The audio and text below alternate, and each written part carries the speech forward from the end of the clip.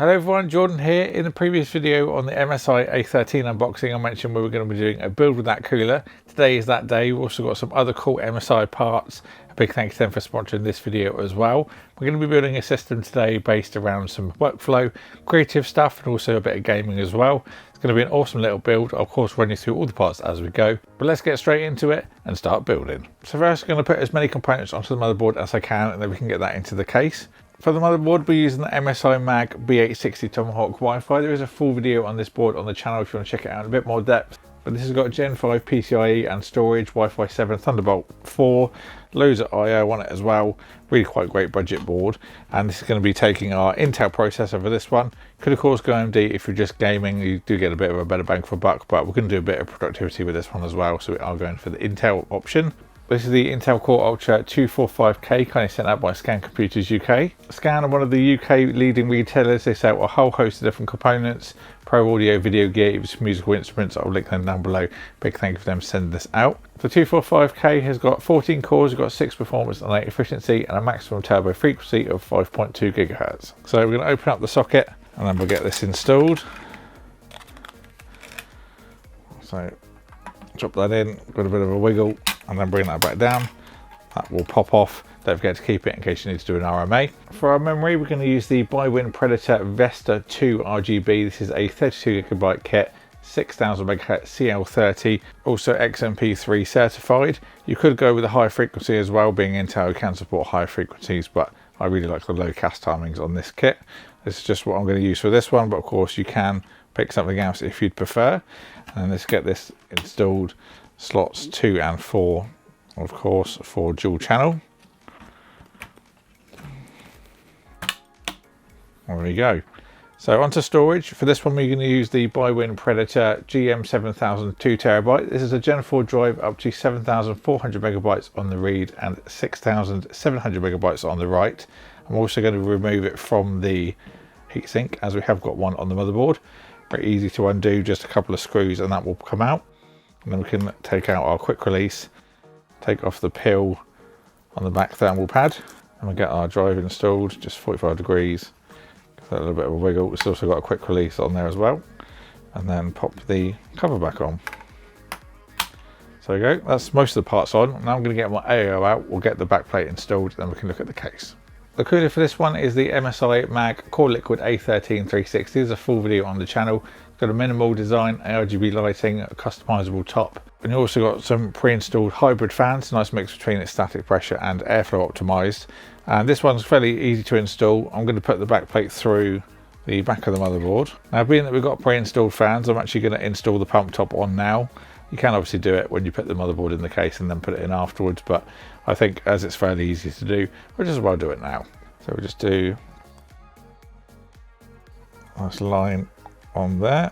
I'm going to have my cooler set up like this in the case, so obviously to make sure I get the orientation right. But this will just go down on the top. Get the screws done finger tight to begin. I'll just get the rest done by the screwdriver. Just going in opposites to make sure it's nice and evenly mounted.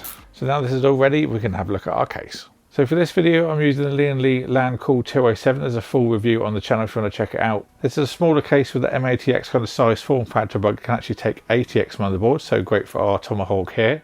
We've got 360mm router support, then two 140mm and 220mm fans pre-installed. So here's our case. Now before I install the motherboard, I think I'm going to put the power supply 8-pin EPS cables up through to make it a little bit easier, and then we can look to install these parts. The power supply I'm using for this one is the MSI MPG A1000 GS PCIe 5, so this is the ATX 3.1 compliance. It also supports dual 16 pins as well for any potential graphics cards that we see in the future that needs 2. It's also got a 10-year warranty and a Cybernetics Gold rating. I really like the box design as well, on another note, a little different from what we generally see. So let's get out our cables and our unit. So here's our power supply, got some nice designs on the side, and then there's our twin 16-pin connectors on there.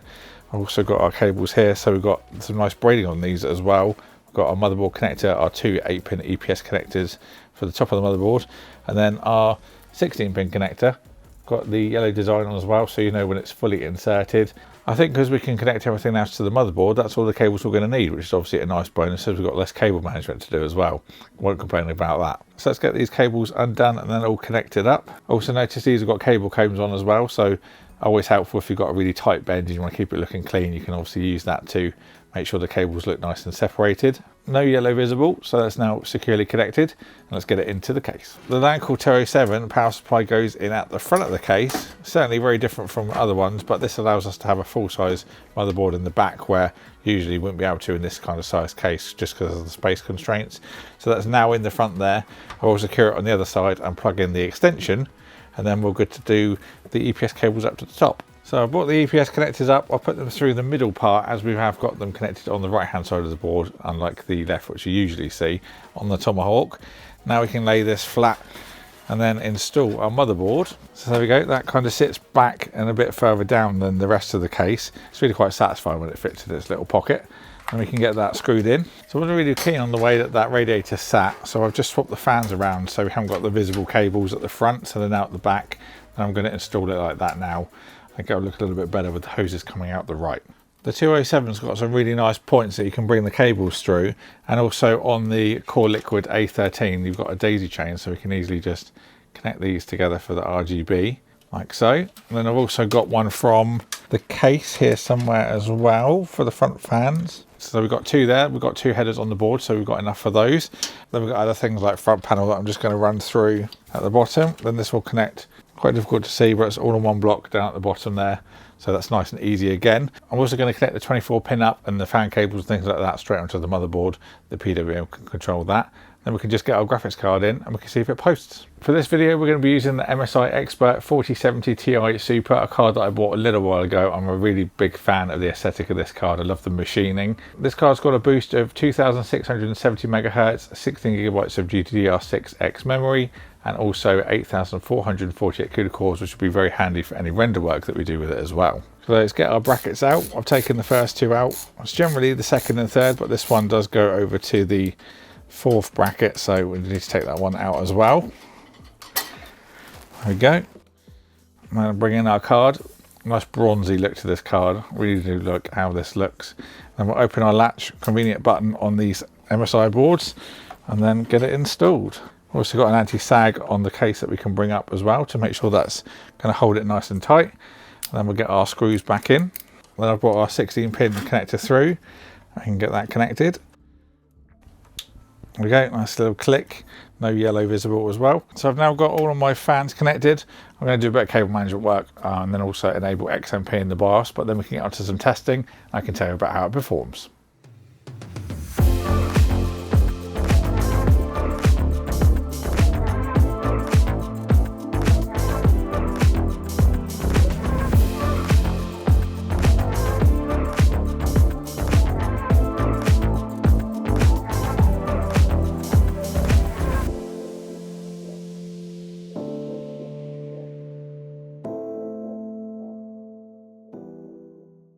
I'm going to keep this conclusion short and sweet so I don't waffle on, but I hope you enjoyed the closer look at the system. I'm really pleased with how it's come out. I really wish I could actually keep this together to use as a daily system, but unfortunately I do need the parts for other videos. This would be a great system for beginner builders, especially with that case and AIO combo. It wasn't planned, but given those parts both use standard fan and RGB headers, it's ever so simple to match up to the board rather than using hubs or adapters. I also put the lucky cap on the AIO as well, so you can see what it would look like with a customized lid. I do love the colors from the AIO front fans and the RAM. I also set the fans to PWM smart mode in the BIOS and also enabled XMP, which you can find guides on if you need it. But other than that, the rest is at default settings, including the lighting. I ran this through my usual testing suite to give you some idea of the numbers. We first got the dedicated benchmarks, so 3D Mark, Time Spy, Steel Nomad, Geekbench 5, Cinebench R23, and then the Blender render test. These are all free to download as well, so if you're looking to upgrade, then give them a download and run for an idea of what kind of performance you could expect. Now for gaming, we've got a few different ones here. Overall, I saw some very good numbers when testing in 1440p high. Of course, you could enable DLSS to boost those frames even more, but I like to test the raw performance because then it gives you a baseline expectation, and any FPS improvement from the AI is a bonus. In 4K, you can expect console-like frame rate, 60-ish FPS for most of the titles that are around the high hundreds in 1440p. You'll likely find you'll need some DLSS, as the 4080 is really the card that you'll need for the high frame rate 4K gaming. This AIO is more than capable of cooling a higher end SKU though, should you need some more cores for workflow. The GPU came in with a high hotspot of 81.2, so on the warmer side, but nothing to worry about, that is the hotspot after all. I also measured the peak wattage of the system from the wall, that topped out at 442 watts, so you could get away with a smaller power supply. Personally, I do like the headroom for future upgrades, plus with the smart fan mode, it will spin the fan less, so a quieter system. So I'm going to leave it here for this one. I hope you enjoyed the video. If you have any more questions, then please leave them down below and I'll get back to you. I'll leave the links for the parts that I've used in the description if you want to pick anything up. Big thank you all for watching. Thank you to MSI for sponsoring this video, and I'll see you all in the next one.